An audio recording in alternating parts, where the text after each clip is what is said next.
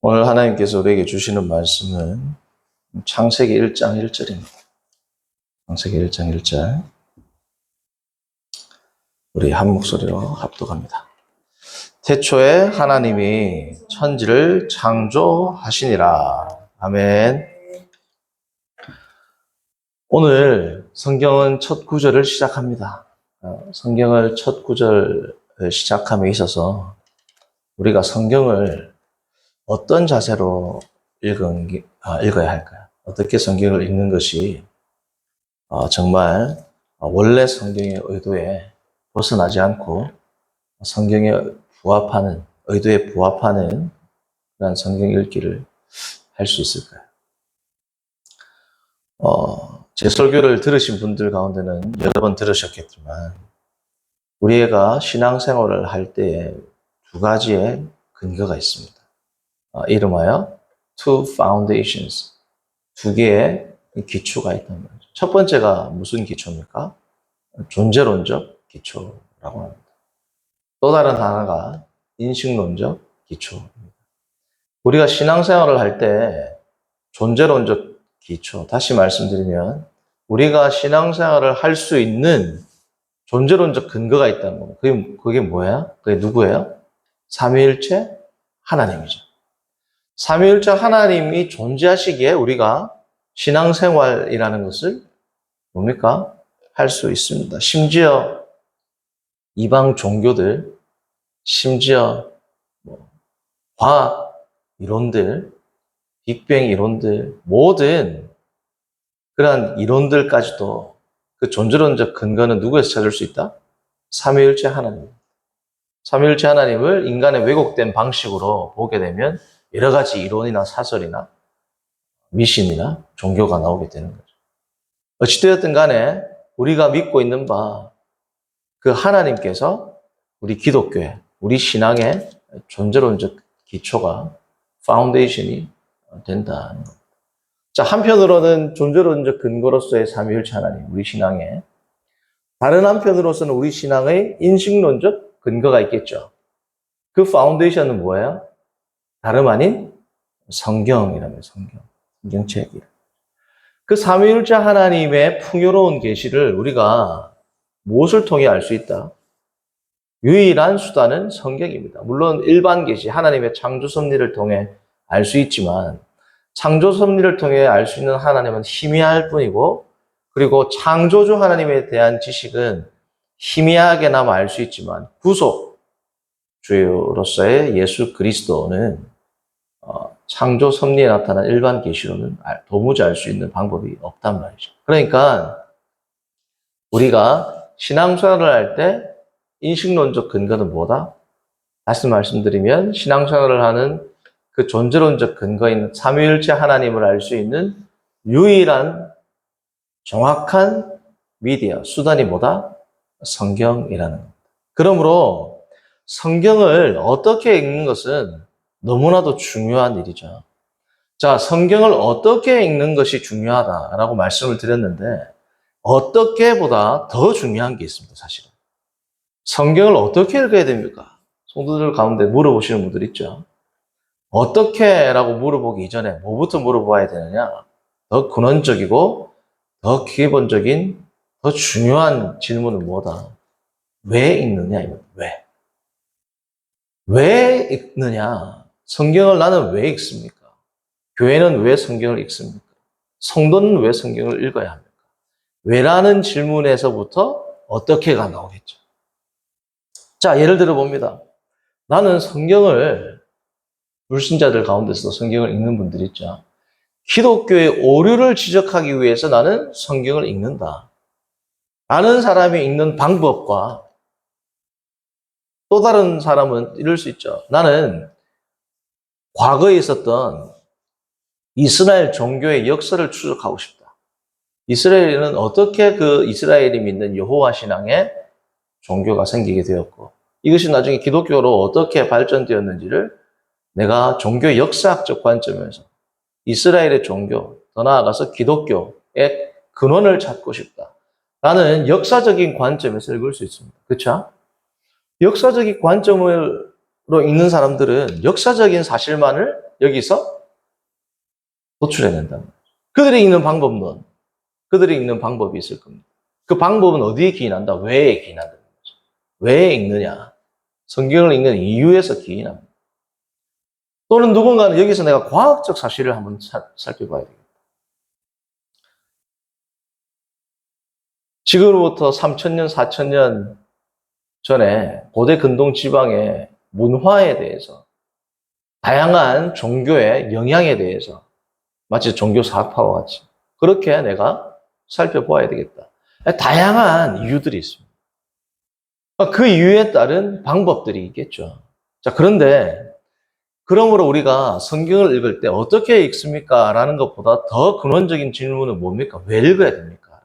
왜? 성경을 우리가 왜 읽어야 할까요? 그것에서부터 어떻게가 나옵니다. 그렇죠? 자, 성경을 읽는 이유는 뭐예요? 성경은 무엇입니까? 에서부터 시작하겠죠. 우리가 믿는 바 신앙 고백에 따르면 성경은 하나님의 정확 무호한 계시입니다. 1.1획도 틀린 바 되었어요? 안 되었어요? 틀린 게 없다. 정확 무호한 하나님을 드러내주는 삼위일체 하나님을 계시하는 말씀이 무엇이다? 성경이다. 글로 되어 있지만 오늘날도 우리에게 하나님께서는 성경이라는 것을 통해서 말씀하신다. 지금 제 마이크를 통해서, 이 스피커를 통해서 제 말이 전달되는 것처럼, 지금 성도님들이 유튜브를 통해서 제 말씀을 듣는 것처럼 하나님께서는 뭘 통해서 말씀하신다? 성경이라는 외적인 수단을 통하여, 성령 하나님이라는 외적인 수단을 통하여 뭡니까? 그 감동으로 우리에게 말씀을 하시는 겁니다. 자, 그렇기 때문에 성경을 읽을 때 이 무엇을, 하나님의 말씀인 성경이 무엇인지를 알면 왜도 나오겠죠. 어떻게도 나온단 말이죠. 그래서 우리가 하나님의 말씀인 성경을 읽는 이유는 뭐예요? 오늘날도 하나님께서 2000년, 3000년, 4000년, 과거 아브라함, 이삭, 나중에 이스라엘 백성들, 유대인들, 그리고 예수님 당시의 사람들, 바울 사도 시대 사람들, 이 사람들에게 말씀하셨던 그 하나님께서 오늘날도 자신을 우리에게 계시하길 원하시고, 그 계시된 하나님을 우리가 올바르게 알고 올바르게 예배하고 올바르게 섬기기 위해서 읽는 것이 뭐야? 성경이란 말이죠. 이 성경이 무엇인지, 우리가 왜 읽어야 되는지에 대한 먼저 이 이해가 있을 때 뭐가 나요? 방법론이 어떻게 읽어야 되는가. 그렇죠? 자, 우리가 처음에 두 가지 근원을 봤습니다. 존재론적 근거와 인신론적 근거를 봤어요. 자, 이번에는 뭘 보냐? Two lenses. 두 가지의 렌즈가 있다. 두 가지의 렌즈. 이 성경을 이제 어떻게 읽는다에 대해서, 성경은 무엇이며 우리가 왜 읽어야 하는가? 그러면 how, 어떻게가 나온다고 했죠. 어떻게 읽어야 되는가? 첫 번째는 주관적 영역이 있습니다. 주관적 영역. 렌즈 가운데 한쪽 편은 뭐예요? 주관적 영역이 있다. 또 다른 한쪽은 뭘까요? 그러면 객관적 영역이 있습니다. 자, 주관적 영역이라는 것은 뭐냐? 자, 이런 겁니다. 성도님들이 신앙생활을 해야, 그러면 누구나 신앙생활을 하면서 삶 가운데 여러 가지 부딪힘 가운데 성경의 말씀에 대해서, 하나님의 섭리에 대해서, 하나님의 계시에 대해서 의문점이 들 수 있을까요? 안 들 수 없을까요? 의문점이 든단 말이죠. 하나님께서 믿는 자에게는 복을 주신다 그랬는데, 예를 들면 새신자나 초신자인 경우에 내가 믿고 나니까 더 내가 힘들어지고 집안이 어려워지고 몸도 아프고 아이들도 더 말썽을 일으키는데, 하나님께서 주신다는 복은 도대체 뭐지? 자기의 주관적 상황을 어떻게 해석하고 하나님의 뜻 가운데 나의 지금 주관적 상황이 내가 알고 있는 신학, 다시 말씀드리면 내가 알고 있는 성경 지식과 배치될 때, 혹은 나의 상황을 좀 더 정확히 알고 싶을 때 우리는 뭘 봐야 돼요? 성경을 본단 말이죠. 이게 바로 주관적 상황이라고, 주관적 상황. 자, 그러면 두 번째 객관적인 건 뭡니까? 바로 성경입니다. 내가 생각할 때는 복은 이랬는데, 내가 주관적인 나의 이해가 있겠죠. 내가 생각하는 복, 내가 생각하는 하나님, 내가 생각하는 자비, 내가 생각하는 하나님의 사랑이 있었단 말이죠. 그런데 지금 내 삶 가운데 일어나는 일은 내가 원래 이해하던 하나님과는 다른 일들이 지금 생기는 겁니다. 자, 그러면 도대체 하나님의 사랑이라는 건 뭘까? 하나님의 복이라는 건 뭘까? 라는 것을 알기 위해서 펼치는 것이 뭐예요? 성경이랍니다. 이게 객관적 실체입니다. 그렇죠? 그래서 1980년에 아주 기독교계의 유명한 반향을, 특별히 기독교 성경 해석에 있어서 유명한 반향을 일으켰던 책이 1980년도 성공의 신학자 안토니 디슬턴이라는 분의 손을 통해서 나왔습니다. 이름하여 두 지평들, the two horizons 라는 게 나와요. 두 지평이 뭐다? 하나는 나의 선의에 하나님에 대한, 성경에 대한, 여러 가지 세계에 대한, 인간에 대한 선의가 있는데, 이 하나의 지평이 하나님의 종황무한 계신 또 다른 지평과 만나게 될 때 우리에게 새로운 신선한 개념이 어떻게 된다? 생기게 된다는 겁니다. 그래서 이 주관적 상황과 객관적 실체가 우리가 성경을 보는 뭐예요? 두 렌즈가 된단 말이죠. 자, 마지막으로 그러면 이 성경의 두 렌즈를 가지고 보는데, 자, 마지막으로 말씀드리기 전에 이 성경의 두 렌즈인 객관과 주관을 우리가 생각해 볼 때, 주관에 치중한 분들이 있습니다. 주관, 나의 상황. 자, 나의 상황에 치중한 분들의 범할 수 있는 오류는 뭘까요? 내가 생각하는 사랑이라는 관점으로 성경을 계속 읽어 나간단 말이죠. 하나님의 객관적 실체인 이 성경에서부터 비롯되는 정확한 계시를 파악하려고 하는 게 아니고 내가 생각하는 그 상황, 내가 생각하는 하나님, 내가 생각하는 하나님의 사랑을 성경을 나의 관점으로 투사시켜서 보는 것은 잘못된 읽기일까요? 잘된 읽기일까요? 잘못된 읽기란 말이죠. 그렇죠? 그래서 이런 주관적인 경향이 강하신 분들은 어떤 특징이 있느냐? 심지어 나중에는 성경의 계시보다도 나의 뭐예요? 경험, 체험을 더 우위에 둡니다. 입으로는 성경의 말씀이 나는 최종적인 권위다라고 하지만 대화를 하거나 같이 만나서 교제를 하다 보면 자신이 받았던 신비적인 체험, 자기가 가지고 있던 여러 가지 하나님에 대한 경험들이 객관적 실체인 성경보다 더 위에 있는 경우가 있습니다. 그러니까 이게 극단적으로 가면 어떻게 돼요? 이단이 된다. 자, 창세기 1장 1절을 저만 읽을까요? 수많은 오고 오는 세대 가운데 수많은 성도들이 읽었습니다. 그렇죠? 그런데 내가 읽은 이 구절만이 옳다라고 말하면 어떻게 돼요? 극단적으로 자기의 주관주의에 빠지게 되는 거라. 나이가 말씀하시는 하나님의 말씀이 있지만 그것은 전체적으로 모든 사람들이 읽는 그 말씀의 틀 안에 있습니다.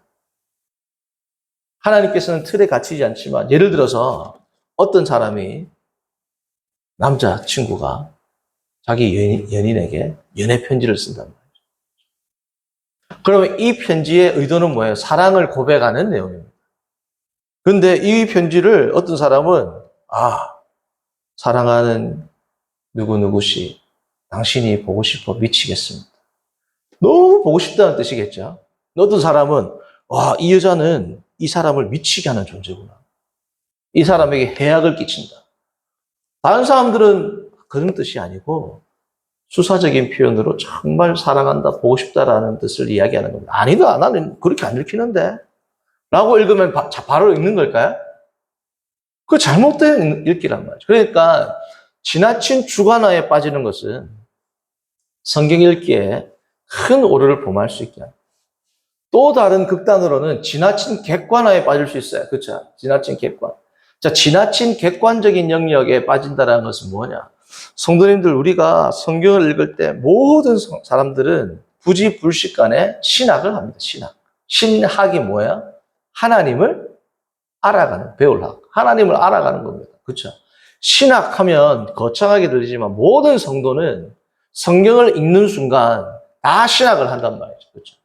자, 그러면 이 신학을 하는 것은 너무나도 귀한 우리가 종교적인 영역에서 우리의 믿음의 영역에서 신학을 한다는 것은 너무나 귀한 영역입니다.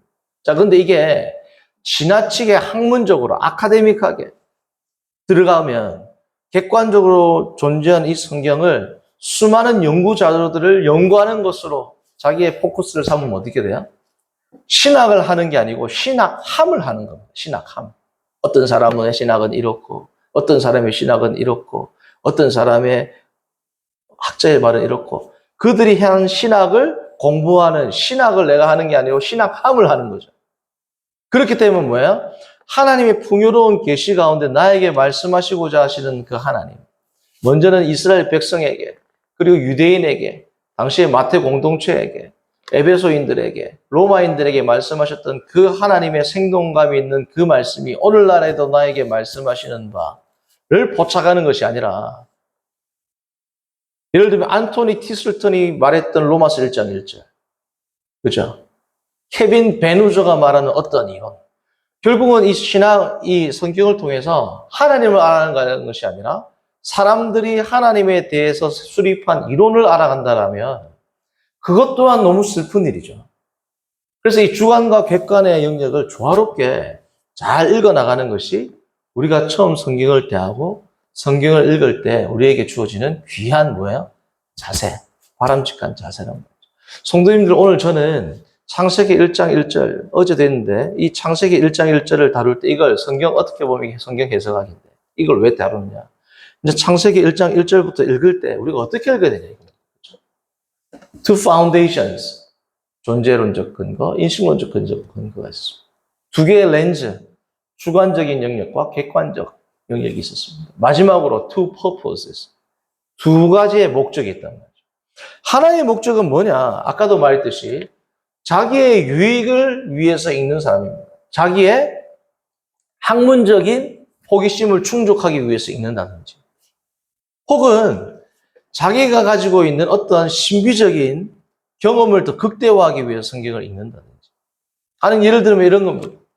내가 다른 사람보다 성경을 많이 알게 되어서 뿌듯하다. 이게 잘못된 접근 방식이죠. 성도님들, 예를 들면 왜 우리가 방언을 받으려고 하죠? 왜 신령한 은사를 받으려고 합니까? 왜 예언을 하고 싶어 하죠? 그 근원적인 이유가 입술로는 나는 하나님의 영광을 위해서 한다라고 말하지만 다른 사람들과의 비교 우위, 예를 들면 목회자도 모르는 부분을 나는 깨닫게 되었다. 목사도 경험하지 못한 신비한 경험을 나는 했다. 나는 이러한 영역을 이렇게까지 안다. 나는 자기 만족을 위해서 신앙생활을 하는 자기 만족을 위한 신앙의 패턴은 너무나도 많겠죠. 지금 여기서 나열할 수도 없을 만큼 많을 겁니다. 그러나 내 마음에, 내 신앙 상태에 나의 심정을 면밀히 살펴보아서 그러한 자기 유익을 위한 성경 읽기는 아무리 읽어도 그것은 뭐예요? 유익이 없습니다. 왜? 하나님께 영광을 안 돌린다. 하나님을 정확하게 알아가지 못한다. 성도님들, 성경을 통해서 하나님을 정확하게 아는 것의 첫 번째 특징은 뭘까요? 하나님을 아는 기쁨이 넘칩니다. 그리고 더 어떻게 돼요? 겸허하게 됩니다. 하나님 자체를 기뻐하게 됩니다. 다른 사람들과의 우위에서는 그런 교만한 마음이 드는 것이 아니란 말이죠. 그래서 우리가 두 가지 목적, 자기의 유익이 아니라 뭐예요? 하나님의 창조 섭리에 맞는, 하나님이 나에게 요구하시는 그 섭리를 이해하고 하나님을 더 높이고 나는 더 낮아지는 그러한 목적으로 성경을 읽을 때에 우리가 뭡니까? 올바른 성경 읽기를 할 수 있다는 겁니다. 성도님들, 오늘 저는 두 가지의 어떠함에 대해서 세 가지를 이야기했습니다. 첫 번째 두 가지는 뭐였어요? 근거들입니다. 근거들. 존재론적, 인식론적. 두 번째 두 가지는 뭐였어요? To some things. 주관적 렌즈와 객관적 렌즈. 마지막 두 가지는 뭐였습니까? 자기를 위한 목적과 하나님의 영광을 위한 목적. 이 두 가지, 제가 말씀드렸던 세 영역에서의 두 가지를 우리가 잘 알고 성경을 읽을 때 성경을 왜 읽을 때, 왜 읽는지, 성경은 무엇인지를 알 때, 성경을 올바르게 읽어서 성경을 읽을수록 더 교만하고 더 사람이 목이 굳어지는 것이 아니라 성경을 통하여 주님의 계시를 통하여 하나님을 더 높이고 더 겸손하고 이웃을 사랑하고 품이 넓어지고 사도 바울의 말씀과 같이 너그러워지고 신사다워지는 품위가 있는 그러한 성도님들이 되기를 바랍니다. 시간 기도합니다. 선하신 하나님 아버지, 오늘 주의 말씀을 통하여 신앙의 근거와 성경을 바라보는 렌즈와 성경을 읽을 때의 목적에 대해서 우리가 다시 한번 생각하게 하시면 감사합니다. 우리 모든 성도님들 하나님을 예배하고 알아갈 때 올바른 마음가짐으로 올바른 방법으로 성경을 읽어서 성경을 읽는 것을 통하여 내가 아는 것이 바뀌고 내가 행하는 것이 바뀌고 나의 존재가 바뀌는 What I know가 바뀌고 What I do가 바뀌고 What I am이 바뀌어서 정말 주님께 영광을 올려드리는 거룩하고 복된 성도들 되도록 인도하여 주옵소서. 예수님의 이름으로 기도드립니다. 아멘. 주기도문으로 예배를 마칩니다.